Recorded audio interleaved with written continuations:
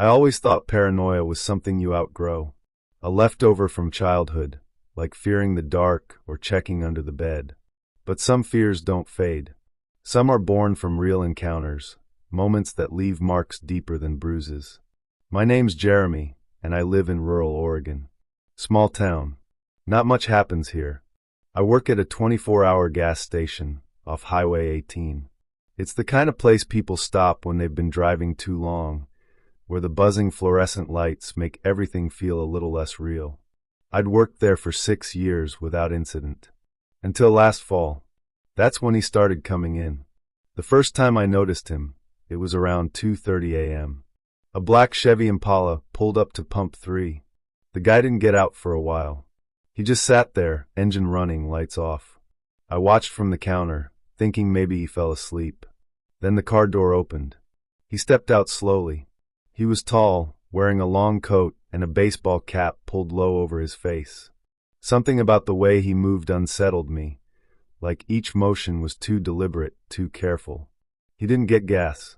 He just walked into the store and stood near the coffee machine staring at it. "Can I help you?" I asked. No answer. He didn't even look at me. I tried again. "Sir?" Still nothing. Then, after a full minute, he picked up a single pack of gum, walked over to the counter, and placed it down. He paid in exact change. His hands were ice cold when they brushed mine. As he left, he finally looked at me, just for a second. His eyes were pale, almost colorless. Empty. That was the first night. He came back every night after that. Always between 2:30 and 3 o'clock. Always in the same car. Always with the same behavior. No talking. No expression. He'd buy something small, gum, a bottle of water, a pack of mints, then leave. After the 5th night, I mentioned it to my co-worker, Sarah. She'd never seen him. "He only comes when I'm working alone," I said. "Creepy," she replied. "Maybe he's just a weirdo." But I knew it was more than that. There was something wrong with him. Something beyond creepy. Then things escalated. One night, after his usual visit, I went to take the trash out back. The lot was empty, but when I turned around, he was standing by the dumpster. No sound, no footsteps. Just there. I froze. "Hey," I managed. "You can't be back here." No answer. He just stared at me, then tilted his head to the side, almost curious. Then he reached into his coat and pulled out a Polaroid camera. He took a picture of me. The flash stunned me for a second. When I opened my eyes, he was gone.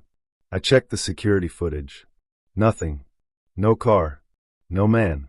Just me, standing alone, shielding my eyes from a flash that shouldn't have existed. I told my boss.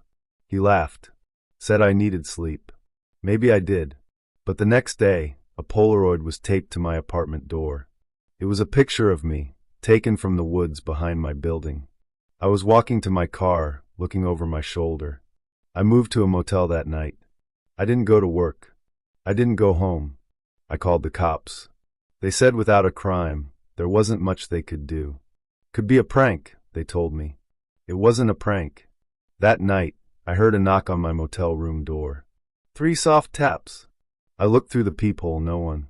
But when I opened the door, another photo had been slid underneath. This time, it was me sleeping. That broke me.